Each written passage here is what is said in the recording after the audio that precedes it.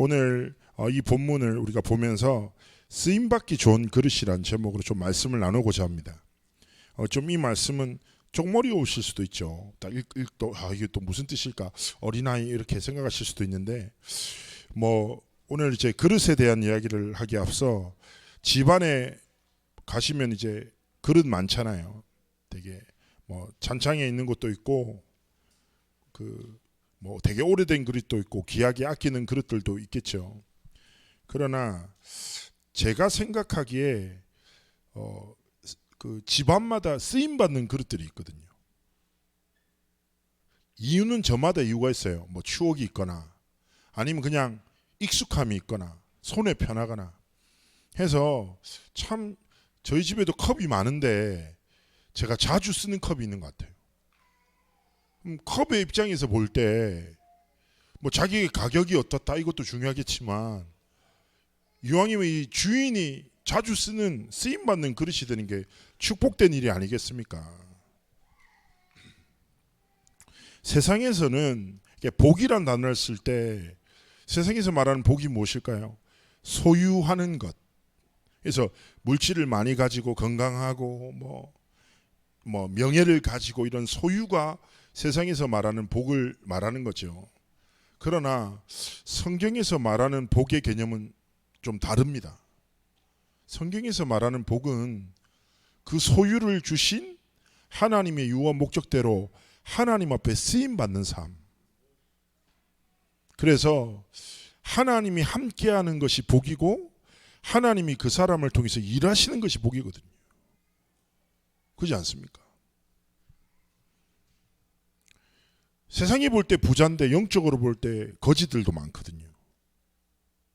어떤 의미인지 아시죠? 그리고 반대로 세상이 볼 때 되게 가난한 것처럼 보이지만 하나님이 보시기에 부자들도 있거든요. 그러면 우리의 삶의 가치와 기준이 세상의 기준에서 아니요 하나님이 보시기에 그리고 하나님이 쓰시기에 좋은 그릇들로 하나님 앞에 쓰임 받는 것 가장 복된 일 아니겠습니까? 그래서 우리가 하나님 앞에서 분명히 하나님이 누군가의 인생을 통하여 237 치유 서밋의 언약을 성취시켜 나가실지 건데 우리가 창대교회 모여가지고 하나님 기도합니다. 저 옆에 교회를 사용하여 주옵소서. 하나님 저 장로님을 통해 영광받아 주옵소서. 하나님 저기 있는 집사를 통해서 세계복음 언약 성취하여 주옵소서. 이렇게 기도할 사람이 세상에 어디 있겠습니까? 그렇죠?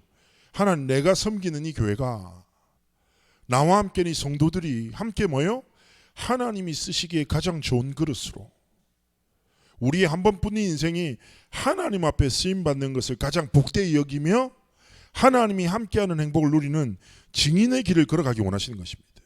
자, 그래서 오늘 말씀을 통해서 그렇다면 하나님이 쓰시는 좋은 그릇이 어떤 그릇일까 한번 질문해 봤으면 좋겠습니다. 자, 18장 1절에 얘기합니다. 그때 제자들이 예수께 나와 가로되 천국에서 누가 크니까. 자, 그때란 말 자체가 중요합니다. 그때가 어떤 때입니까? 우리가 이전에 성경 봤잖아요. 오직 예수를 발견한 이후에 예수님이 본인의 십자가의 순환과 죽으심과 부활하실 영적 비밀을 제자들에게 전달했어요. 그러면 하나님이 중요한 언약을 주시고 언약을 성취하시는 되게 중요한 시간표인데 제자들이 뭐합니까? 전혀 다른 싸움과 다른 집중에 빠져 있는 거예요. 답답한 상황인 거예요. 천국에서 누가 큽니까? 이 누굽니까? 내 자리가 어디쯤입니까? 내 예수님 따라서 좀 하지 않았습니까? 내 위치가 어디입니까? 이거예요. 그것도 보면 마가복음에 보면 또 저끼리 싸웁니다. 누가 더 크냐 이거예요. 그리고 10장에 보면 마가복음 10장에 보면 야고보와 요한이 따로 예수님 몰래 와요. 그래서 이렇게 합니다. 예수님, 우리 중에 하나는 오른편에 하나는 왼편에 둬 주십시오. 무슨 말이에요? 예수님, 제자들이 많지만 제가 오른팔이고 얘가 왼팔입니다. 어떻게 보면 우리의 삶도 이러할 수 있습니다. 하나님의 말씀은 말씀이고 삶은 삶인 거예요. 그죠? 그리고 잘 보면 분명히 하나님은 영적인 말씀과 복음의 성취를 말씀하셨는데 천국도 모든 것을 뭐예요? 육신적으로 이해해버린 거예요. 제자들이. 하나님 나라도. 하나님 나라의 위치가 어디 있어요? 나 중심으로 말씀을 이해하고 나 중심으로 모든 것을 판단하는 거예요. 정작 하나님이 가장 중요한 시간표 속에 하나님이 진짜 원하시는 집중과 영적 싸움이 있는데 전혀 보지 못하는 거예요. 그래서 정작 예수님의 십자가의 의미와 복음의 가치에 대해서는 좀 무관심해요. 그죠? 하나님의 나라도 뭘로 이해해요? 육신 중심과 물질 중심으로 이해하는 거예요. 그래서 아까 얘기했잖아요. 세상에서 말하는 복이 자기한테도 복인 거예요. 하나님이 주신 복의 가치가 잘 보이지 않는 거예요. 생각해 보세요. 누군가 10억 받을래? 아니면 하나님이 함께하는 복을 누릴래? 이걸 뭐 선택할 것 같아요? 벌써 지금 동공이 몇 분 흔들리거든요. 에? 10억이 지금 나한테 필요한데 이거 있으면 편해지는데 에? 하나님이 함께하는 복을 누릴래? 세상에서 말하는 복을 받을래? 하면 당연히 많은 사람들이 뭐라고 생각하겠습니까? 자신도 모르게 세상에서 보기로 정의한 가치를 자기도 쫓게 되는 거예요. 여러분, 우리는 어쩔 수 없어요. 무엇입니까? 우리의 마음에는 두 가지 법이 항상 충돌이 일어난다니까요. 하나님의 법대로 살고 싶어하는 중심이 있고 나도 모르게 내 육심과 내 상황대로 살고 싶어하는 육신의 법을 따르고자 하는 마음이 있다니까. 두 마음이 공존해요. 근데 뭐예요? 어떤 마음이 내 삶을 사로잡는 것 따라 길이 달라지는 거예요. 그래서 우리는 뭐예요? 복음에 집중해서 하나님의 영적인 말씀과 복음과 하나님의 뜻과 계획을 깨닫는 집중의 시간을 빼앗기면 안 되는 겁니다. 굉장히 중요한 거죠. 자, 이런 영적으로 미숙하고 세속적인 가치에 치우쳐 있고 조금 답답해 보이는 제자들에게 예수님이 딱 답을 주시는 거예요. 자, 어떻게 하십니까? 18장 2절에 보면 예수께서 한 어린아이를 불러 그들 가운데로 딱 세우시고, 자, 야 꼬마 일로 와봐. 딱 서. 그러면서 예수님이 얘를 딱 보면서 이렇게 얘기하시는 거예요. 자, 여기서 중요한 거는 뭐냐면 사실상 어린아이는요, 그 당시의 시대적 상황에서 잘 아시다시피 출애굽할 때도 장정만 60만 명이라고 이렇게 기록하고 있잖아요. 그러면 장정이 60만 명이면 전체 출애굽한 인구가 200만 명 정도라고 생각했는데 이스라엘 사회 속에서는 노인들도 숫자에 포함 안 했어요. 여자나 어린아이나 노인들은 숫자로 포함을 안 했어요. 그런 문화였단 말이에요. 그러면 많은 사람들이 어린아이를 중요하지 않게 생각하는 시대적 문화 속에 있었는데, 그러면서 예수님이 어떤 답을 주십니까? 가라사대 진실로 너에게 이르노니 너희가 돌이켜 어린아이들과 같이 되지 아니하면 결단코 천국에 들어가지 못하리라. 여기서 돌이키다라는 말을 하잖아요. 돌이켜. 무슨 말일까요? 가장 중요한 거 회개를 말하는 거예요. 회개가 무엇입니까? 하나님 앞에 내 삶의 방향을 돌이키는 거예요. 내 삶의 시선을, 내 삶의 중심을 하나님께 드리는 것이 회개거든요. 그러면 우리가 하나님 앞에서 오늘 딱 두고 하나님 앞에 쓰임받는 그릇이 되기 위해서 첫 번째 뭐예요? 우리의 삶을 여호와 하나님께로, 성삼위 하나님께로 돌이키는 중심의 방향과 삶의 시선을 하나님께로 드리는 것이 가장 중요한 시작입니다. 자, 어떻게 하면 시선을 하나님께 드립니까? 다른 것 아니에요. 기억하셔야 돼요. 믿음은 들음에서 납니다. 그렇죠? 우리는 말씀을 들어야 합니다. 그리고 말씀을 읽어야 하고 말씀을 지켜야 합니다. 기억하셔야 돼요. 하나님이 우리에게 6일간의 삶을 승리하라고 뭘 주십니까? 말씀을 주시는 거예요. 그래서 우리의 삶에 돌이키는 것은 뭐예요? 내 삶의 중심과 삶의 시선을 하나님께로 돌이키는 가장 중요한 영적 시스템을 우리 삶에 시작하기를 원하시는 거예요. 그래서 이번에 한번 시간표를 딱 두고 강단 말씀을 좀 집중하고 캠프 말씀도 한번 집중해서 듣고 분부 강단도 녹취하시고 하나님 앞에 뜻을 정하여 하나님, 내가 하나님께 내 삶의 모든 시선과 내 삶의 중심을 하나님께 드립니다. 그런 영적 시스템을 가진 게 되게 중요합니다. 제가 되게 좋아하는 찬양 중에 절대 불가능과 절대 가능이라는 찬양이 있어요. 그 후렴 가사가 뭐냐? 이거예요. 내 생각보다 대부분 사람들 뭘로 살아가요? 생각으로 살아요. 뭐라고 합니까? 하나님의 말씀을 앞세우고. 대부분 사람들은 뭘로 살아요? 자기 능력으로 살아요. 자기의 뭐 강한 거나 약한 거로 산단 말이에요. 근데 뭐예요? 내 능력보다 기도로 힘을 얻고 내 계획보다 오직 전도와 선교를 생각하며 절대 가능의 길을 걸어가겠다. 이게 뭐예요? 돌이키는 거예요. 생각 따라 살지 않고 말씀을 앞세우고 능력을 믿고 살지 않고 하나님 앞에 기도를 통해 날마다 힘을 얻고 내 계획이 성취되는 것이 꿈이 아니라 하나님의 뜻이 소원이 성취되는 전도와 선교의 가치와 방향을 두고 살아가는 삶이 뭐예요? 하나님 앞에 인생을 돌이키는 거예요. 그래서 이번 한 주간 삶 속에 어쩌면 이럴 수 있어요. 지금 말씀 잘 들어요. 근데 교회 문을 나가는 순간부터 기억 안 날 수 있어요. 근데 그게 이상한 게 아닙니다. 대부분의 성도들이 그렇게 살아야 됩니다. 삽니다. 그 제가 전에 말씀 안 드렸습니까? 주일 강단 너무 은혜 많이 받아. 그래갖고 나와서 딱 지나갔는데 교구의 권사님 하나가 목사님 오늘 대지 2번이 뭐였냐고. 아무것도 기억이 안 나. 솔직하면 되는데 또 목사라고 자존심이 있어가 제가 말씀 다음부터 집중해서 들으시라고 녹취를 한번 확인하시라고 그러면 돌아서 나왔다는 말이에요. 부끄러워가지고. 그럴 때 있다니까요. 그래서 여러분 우리의 기억을 믿으면 안 돼요. 우리는 잊어버릴 수밖에 없습니다. 그래서 뭐예요? 하나님의 말씀 앞에 삶을 돌이키는 매일매일의 영적 시스템, 서밋 타임, 정시기도, 무시기도, 대화기도, 녹취, 묵상 어떤 것도 좋아요. 내 삶의 가장 편하고 익숙한 부분을 하나님께 드려 내 삶을 하나님께로 돌이키는 집중. 출퇴근 시간, 그렇죠? 혹은 아침에 밥을 하는 시간, 고요한 시간에 다른 거 선택하지 마세요. 하나님의 진리의 말씀이 내 속에 흐르게 하세요. 내 삶에 흐르게 하세요. 하나님의 말씀이 우리의 눈을 열고 우리의 중심을 지키며 견고한 하나님의 망대로 세워나가시는 거예요. 그렇죠? 우리는 생각을 벗어날 수 없어요. 그래서 말씀의 능력이 우리의 삶에 임해야 하는 것입니다. 자, 그러면서 뭐라고 합니까? 어린아이 같이 되지 아니하면 이렇게 얘기하잖아요. 자, 여기서 말하는 어린아이 같이 되어야 여기에 우리의 삶의 신앙생활의 되게 중심의 가치들이 나옵니다. 많은 신학자들은 이렇게 표현해. 이 어린아이 같이 된단 말은 단순성이다. 어린아이들은 단순하다. 계산하지 않는다.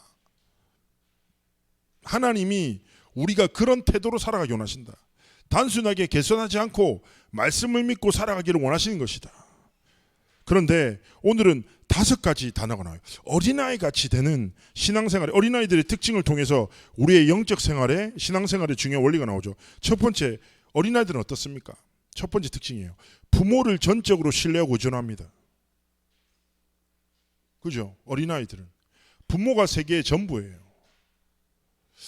제가 전에 한번 제 아동복지 쪽으로 일하는 분한테 이제 만나서 얘기했는데 아동폭력 사건들을 보면서 진짜 가슴 아픈 게 뭐냐면 이렇게 얘기하더라고요.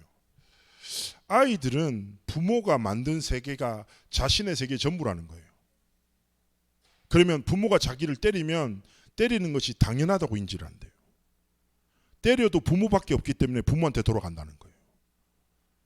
죽음과 삶의 개념이 없어요. 그냥 부모가 세계의 전부이기 때문에.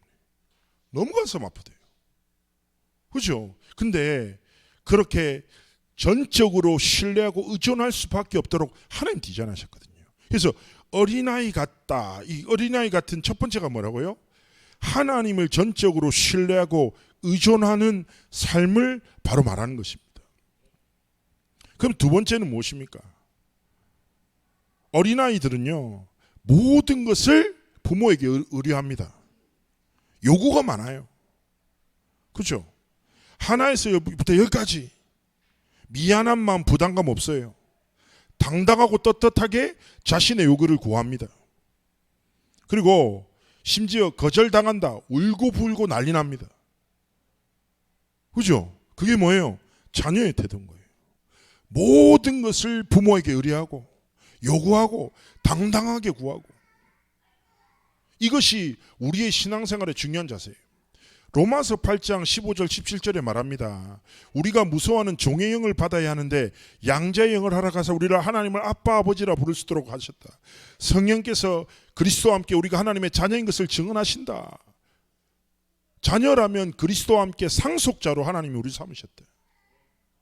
그죠? 무슨 말입니까? 아버지의 것으로 이 땅을 살아감이 마땅한 일이라는 것입니다. 우리가 삶을 살아가다 보면 우리의 삶에 많은 상황들, 두려움들, 한계들, 뭔가 변하지 않는 현실에 대한 어려움들 많이 느끼실 수 있어요. 그러나 뭐예요? 첫 번째 뭐라고요? 성삼위 하나님을 전적으로 신뢰하고 의존하고 뭐요? 모든 것을 우리의 아버지 되신 성삼위 하나님께 의뢰하고 구하고 살아가기를 원하시는 거예요. 세 번째는 뭐예요? 어린아이의 특징이 쉽게 돌이켜요. 그죠? 쉽게 돌이켜요. 그렇죠? 부모가 화를 내고 말을 딱 강하게 전하면 아이들은 굉장히 자신의 삶의 방향을 돌이킵니다. 마찬가지인 겁니다. 우리의 삶에 하나님의 말씀에 반응하는 중심, 말씀대로 우리의 삶을 결정하고 하나님 앞에 결단하고 하나님을 신뢰하는 삶의 길을 걸어가기를 하나님 원하시는 것이죠. 자, 어떻게 보면 내 삶이 237 치유 서밋의 길과 좀 다를 수 있습니다. 그렇지 않습니까? 좀 멀게 느껴질 수 있어요. 그러나 저는 하나님 앞에서 우리의 삶이 그렇습니다. 하나님, 내 오늘의 상태와 모습 상관없습니다. 하나님의 말씀을 받고 뭐예요? 다시금 하나님께로 삶을 돌이키고, 아까 말씀드렸죠. 영적인 시스템을 통해서 말씀을 통해서 하나님의 절대 언약의 길을 걸어가기를 원하시는 거예요. 그리고 네 번째는 무엇입니까? 어린아이의 특징은 정직하고 진실하죠. 그죠? 마찬가지입니다. 우리가 하나님 앞에서 뭐예요? 있는 모습 그대로, 나보다 나를 더 잘 아시는 하나님 앞에 있는 모습 그대로를 딱 드리고, 우리의 연약함도 아시는 하나님 앞에 하나님의 전능하심으로 우리의 삶 가운데 역사하시도록 하나님 앞에 중심과 삶을 드릴 때 하나님 우리의 삶을 통해서 역사하시는 거예요. 그래서 어린아이의 가장 큰 특징은 뭡니까? 단순성과 정직성이라고 합니다. 우리가 하나님 앞에 단순하게 뭐요? 말씀을 믿고 정직하게 하나님의 말씀을 따라 복음으로 살기로 결단할 때 하나님이 우리의 삶을 이루시는 것이죠. 다섯 번째는 뭐냐? 어린아이의 가장 큰 특징은 모방성입니다. 부모를 따라 살아갑니다. 저도 이제 창조를 보면 제 행동, 언어들이 얘 삶에 나올 때 감사할 때도 있고 걱정될 때도 있더라고요. 좋은 거를 할 때는 감사하고 좀 이상한 걸 따라 할 때는 걱정되고. 왜냐하면 어린아이들은 모방성이거든요. 그래서요, 가족은 어떻게 됩니까? 닮아가는 거예요. 굉장히 중요한 거예요. 신앙생활의 가장 중요한 원리 뭡니까? 성삼위 하나님의 복음을 진짜 누리죠. 성삼위 하나님의 성품과 인격을 우리가 닮아가게 되는 거예요. 그죠? 그래서 그리스도 안에서 점진적으로 완성되어져 나가는 것입니다. 그래서 어린아이 같은 신앙이라는 것은 뭐예요? 하나님을 전적으로 신뢰하고 모든 것을 의뢰하고 늘 말씀과 복음 앞에서 자신의 삶을 돌이키고 진실하게 하나님의 말씀을 신뢰하고 하나님의 말씀을 뿌리로 삼고 성삼위 하나님의 뜻과 계획을 따라 우리의 삶의 여정을 걸어가는 것입니다. 그래서 정말 이번 한 주간 삶 속에서 그렇습니다. 하나님, 내 삶을 하나님께로 돌이킵니다. 어린아이들처럼 하나님 앞에 진실함과 순수함과 정직함으로 성삼위 하나님의 말씀을 믿는 믿음으로 우리의 삶이 하나님께 드려지도록 기도하며 삶의 길을 걸어가기 원하시는 것이죠. 제가 사역을 이제 했던 친구가 하나 있는데, 이 친구는 그 중학교 때 뭐 이제 쉽게 얘기하면 자살 시도도 하고, 그리고 부모님은 안 계시고 알코올 중독인 할머니 품에서 살아가는 아이였습니다. 그러다가 이 친구가 어떻게 현장에서 다락방 연결돼가지고 이 친구 예수님 영접하게 됐는데, 저는 이렇게 다락방을 쭉 하면서 이 친구가 어떻게 보면 환경이 너무 안 좋아요. 그러니까 뭔가 소망이 보이지 않는 거예요. 미안한데 공부도 잘 못하고, 얘가 생긴 것도 진짜 죄송한데 좀 애가 답답하고 막, 그 다음에 성격도 답답하고 말도 잘 못해. 그 환경도 너무 안 좋지. 학교에서 왕따 당하지.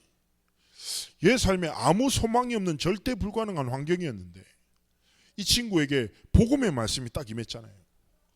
그래서 저는 뭘 봤냐면 이 친구가 진짜 어린아이 같은 거예요. 하나님이 아버지라는 것을 믿고 살아가는 거예요. 모든 것을 하나님께 기도하는 거예요. 그리고 하나님의 말씀을 듣지 않고 먹어요, 애가. 그리고 하나님의 말씀대로 몸부림치는 거예요.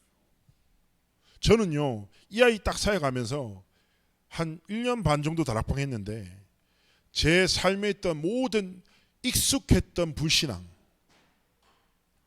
내가 복음을 너무 당연시 여기면서 믿지 않았던 내 모든 삶의 쓴뿌리들이 다 무너졌거든요. 왜냐하면 어린아이처럼 믿으니까 하나님이 모든 은혜와 전능하심을 통해 이 아이한테 길을 여시는 거예요. 이 아이는 어느 정도였냐면 기도 응답하신대 그러면 막 애가 막 울면서 이렇게 얘기해요. 정말 하나님이 내 기도 응답하세요?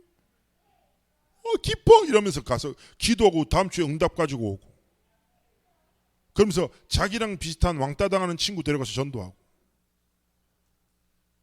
얘가 그때부터 어린아이 같은 믿음으로 하나님을 의지하고 신뢰하고 하나님을 바라보고 하나님의 복음을 붙잡고 인생의 여정 걸었는데, 지금 그 시간이 몇 년이 지나, 한 15년 지났네요. 지금 어떻게 됐을까요? 그 할머니는 임마누엘 부산의 권사님으로 돌아가셨어요. 그 친구 통해서 복음 받고. 그리고 그 친구는 지금 자기처럼 청소년 현장에서 고통당하는 애들을 돕는 청소년 복지사가 돼서 어마어마하게 전도운동에 쓰임받고 있거든요. 제가 그 현장을 보면서도 그때 궁금했어요. 우리가 사실은 알지만 믿지 않구나. 너무 계산이 많구나. 생각이 많구나. 제자들처럼 다른 집중과 다른 싸움에 빠져 있구나. 그죠? 상황도 믿고 현실도 믿는데 하나님의 말씀을 믿지 않으니까 의지하지 않고, 의지하지 않으니까 의뢰하지 않고, 말씀을 들어도 말씀은 말씀이고 삶은 삶이라, 내 상황은 상황이라 말씀과 상황을 계속 분리시켜요. 하나님 생각납니까? 생각 안 나요. 그 말씀을 다시 듣지도 않죠. 말씀을 안 듣는 사람의 가장 큰 특징이 뭡니까? 기도 안 합니다. 기도할 필요가 없어요. 하나님을 의지하지 않고 의뢰하지 않으니까 살아가는 거예요, 그냥. 그래서 정말 어린아이처럼 하나님 앞에 우리의 중심을 드리고 삶을 드려, 내게 익숙한 복음이 아니라 뭐예요? 지금도 살아 역사하는 복음, 내가 어릴 때부터 예전부터 계속 들었던 정리된 복음이 아니라 지금도 살아 역사해서 믿는 모든 자들에게 능력이 되는 생명의 복음을 아는 지식이 아니라 믿는 믿음으로 살아가기를 원하시는 것입니다. 자, 그러면서 얘기합니다. 18장 4절은 뭐합니까? 그러므로 누구든지 이 어린아이와 같이 자기를 낮추는 사람이 천국에서 큰 자다. 자기를 낮춘다, 겸손을 말하는 거죠. 사실은 겸손이라는 단어는 자기를 낮추는 마음이 아니에요. 하나님을 높이는 마음이에요. 하나님의 크심을 아는 것입니다. 저는 교만이나 자기 비하나 같은 상태라고 생각해요. 교만한 사람은 뭡니까? 자기의 강함을 믿는 사람이고, 자기 비하에 빠진 사람은 자기의 약함에 갇혀 살아가는 사람이에요. 같은 상태예요. 이 삶에 뭐가 없어요? 하나님의 은혜가 없는 거예요. 우리가 자기를 낮추는 것은 내가 겸손한 자가 아니에요. 하나님의 크심을 알고 하나님을 높이는 삶을 살아가는 거예요. 하나님을 높이기 위해서 자신을 드러내지 않죠. 되게 재미있는 예화가 있었는데, 예수님이 예루살렘에 입성하실 때 나귀를 타고 입성하시잖아요. 그러니까 사역자들을 주의하라고 하면서 나온 글이에요, 그게. 나귀가 막 갑자기 자기가 입성했는데 갑자기 사람들이 자기를 보고 막 월계수 입을 흔들고 막 호산나 호산나 하고 하니까 나귀가 너무 기분이 좋은 거예요. 그래가지고 사람들이 나한테 주목하는데 짜릿한데? 그러면서 어깨를 딱 펴고 당당하게 걸은 거죠. 계속 나를 높여라고. 그러다가 어떻게 됩니까? 마구간 같은 데 들어갔겠죠. 근데 많은 사람들도 그런 착각에 빠져나갈 수 있거든요. 그죠? 나의 삶을 통해서 그리스도의 이름이 높임받았고 하나님의 영광이 나타나는데, 우리는 내가 인정받는 것을 너무 중요하게 여기고 내 자리를 너무 가치 있게 여기면서 정작 하나님의 진짜 영광과 하나님의 크심을 나타내지 않고 살아갈 때 많습니다. 그래서 자기를 낮추는 자가 뭐라고요? 하나님을 높이는 자요. 하나님의 크심을 아는 자다. 이 사람이 뭐요? 천국에서도 큰 자다 말씀하시는 거예요.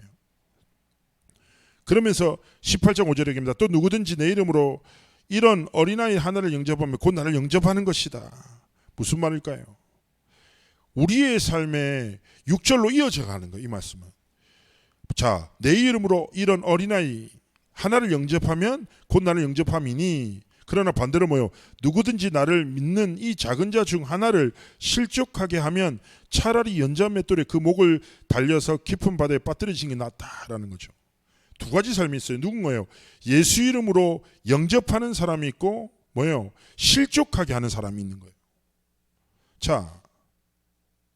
자, 실족해 하다 이 말은 뭐 발을 헛디디다, 행동이 잘못되단 말인데, 자, 원어로는 이 표현이에요. 스칸달리조라는 단어를 쓰는데 이 스칸달리조라는 단어에서 영어 단어 스캔들이 나온 거예요. 자, 스캔들이라는 단어의 원래 뜻이 뭐냐? 남을 넘어지게 하고 거침돌이 되게 하는 모든 것을 의미하는 거죠. 무슨 말이에요? 하나님이 보시기에 사람을 살리는 사람이 있고 자신의 이익을 위해서 사람을 사용하고 이용하는 사람이 있어요. 그죠? 그리고 하나님 앞에서 복음이 흐르게 하는 사람이 있고 자기가 흐르게 하는 사람이 있어요. 하나님의 영광을 위해서 만남을 가지는 사람이 있고 자기 이익을 위해서 모든 관계를 이해하는 사람이 있죠. 그렇지 않습니까? 그렇다면 우리가 하나님 앞에서 어떤 삶과 길을 걸어가야 되겠습니까? 우리의 모든 만남 속에 하나님의 복음이, 하나님의 말씀이 흐르게 하는, 그죠? 천국 복음이 증거되게 하는 삶과 길을 걸어가기를 원하시는 것이죠. 자, 실족에 빠뜨리는 자는 어마어마한 하나님 없이 약한 삶이지만 반대로 뭐예요? 작은 소자가 하나님께로 돌이키게 한다. 어린아이 같은 사람을 하나님께로 영접하게 한다. 하나님을 보시기에 가장 가치 있는 삶인 거예요. 그래서 이번에 교회가 시간표를 두고 낙심자 캠프를 하나님께 시작하고 있습니다. 낙심자 캠프가 뭐예요? 예수 믿다가 예수 안 믿는 게 당연한 게 아니에요. 눈에 보이지 않는 사단의 망대를 통하여 하나님의 말씀과 삶을 끝없이 분리시키고 세상의 욕심에 빠져 하나님의 진리를 떠나가도록 만든단 말이에요. 당연하지 않은 것을 당연하게 보고 살아갈 것이 아니라 낙심자들의 삶에 진짜 이들의 모든 마음이 하나님께로 돌이키는 은혜가 있도록 우리가 이번에 기도하면서 캠프를 진행하고 있는 것입니다. 그래서 우리가 이를 두고 하나님 앞에 다 기도하면서 마음을 담고 하나님 앞에서 시작하기를 원하시는 것이죠. 자, 오늘 말씀을 우리 정리하며 오늘 말씀을 조금만 생각했으면 좋겠습니다. 무슨 말씀입니까? 하나님이 쓰임받기 가장 좋으신 그릇이 어떤 사람이라고 해요? 어린아이 같은 하나님 앞에 믿음을 가진 자이다. 그렇죠? 계산하지 않고 하나님의 말씀을 말씀으로 신뢰하고 하나님을 전적으로 의뢰하고 하나님의 말씀을 의지하고, 그죠? 하나님의 말씀이 우리 삶의 능력이 되어 성취되기를 진짜 믿는 믿음. 그래서 저는 이번 주간에 전적 신뢰라는 단어를 좀 생각하셨으면 좋겠어요. 하나님, 내가 99%의 믿음이 아니라 100%의 믿음. 성삼위 하나님의 전능하심을, 하나님의 말씀의 능력을, 성삼위 하나님의 역사를, 완전한 복음을 전적으로 신뢰하며 하나님 앞에 날마다 내 삶을 하나님께로 돌이킵니다. 그래서 영적 시스템을 가지고 하나님 앞에서 믿음으로 시작하기를 원하시는 것입니다. 오늘 말씀의 결론을 전합니다. 지금 시간표를 두고 제가 늘 말씀드리지만 하나님이 원하시는 집중이 있습니다. 그 집중이 무엇입니까? 낙심자 캠프는 우리의 마음을 지키는, 우리의 마음과 모든 욕심을 하나님의 복음 앞에로 돌이키는 집중. 그리고 뭐예요? 현장의 성도, 창대교회를 다녔던 성도들인들의 모든 마음이 하나님께로 진짜 돌이키는 그런 영적 집중을 위해서 하나님이 영적 싸움을 시작하기 원하십니다. 그래서 대상자를 정해놓고 정말 한 주간의 삶 속에서 기도하시기를 주의 이름으로 축복합니다. 그리고 제가 내일부터 이제 일본의 나고야에 가서 선교 사역을 진행하는데 기도 제목을 간단하게 정리해 드리자면, 일본은 예수 믿는 사람이 1%가 안 됩니다. 800만 귀신을 섬기는 나라이기도 합니다. 그래서 정말 모든 것이 우상입니다. 그리고 우상이 문화화가 돼서 전 세계에 가장 많이 퍼뜨린 나라가 일본이기도 합니다. 그래서 일본에서 만든 모든 애니메이션이나 렘넌트들의 어린아이들의 문화를 보면 전부 다 귀신판이에요. 우상이 문화가 되고 그 우상을 통해서 된 문화가 전 세계를 장악하고 있는 시장입니다. 제가 아는 교회는 일본에 이제 한국 선교사님이 가셔서 신학교를 세우고 일본 현지인들이 예수를 믿고 자라나서 목사가 돼서 일본 전역의 지교회를 통해서 선교 사역을 하는 교회입니다. 코로나 전에 이렇게 사역을 가서 찬양 사역을 저는 이제 늘 가서 집회도 하고 사역을 하니까 하는데 한 날은 그냥 일본에서 그런 찬양 예배를 좀 집회를 해달라고 해서 가서 집회도 하고 말씀을 전하는데 그냥 어디서나 있는 일이에요. 그냥 사람들이 막 울면서 찬양도 하고 손 들고 찬양하고 막 예배를 했어요. 저는 뭐 예배하는 곳마다 그런 일들이 있으니 그러려니 있는데 그때 뒤에 계신 선교사님 충격을 받은 거예요. 일본 선교사님이신데 일본 사람들은 찬양을 하지 않는다라고 생각한 거예요. 이 사람들은 표현하는 게 힘들다. 근데 갑자기 막 일본 현지인들이 막 찬양하고 이러니까 그러면서 현지의 목사님이랑 장로님이 하나 딱 결단하면서 그 지속적으로 일본에서 사역을 하면서 일본 안에 찬양팀이 세워졌고 그 팀에서 일본 다락방 찬양들이 나오면 다 녹음해서 일본 전역으로 퍼뜨리기도 하고 그리고 지금 일어나는 일본의 모든 집회를 그 팀에서 찬양 사역을 하고 있습니다. 그래서 그런 사역을 통해서 좀 세워진 팀이고 이번에도 코로나 마치고 다시 들어가서 그 사역 팀들을 훈련시키는 사역을 좀 합니다. 그래서 일본에 1%도 안 되는 그리스도인들이 있습니다.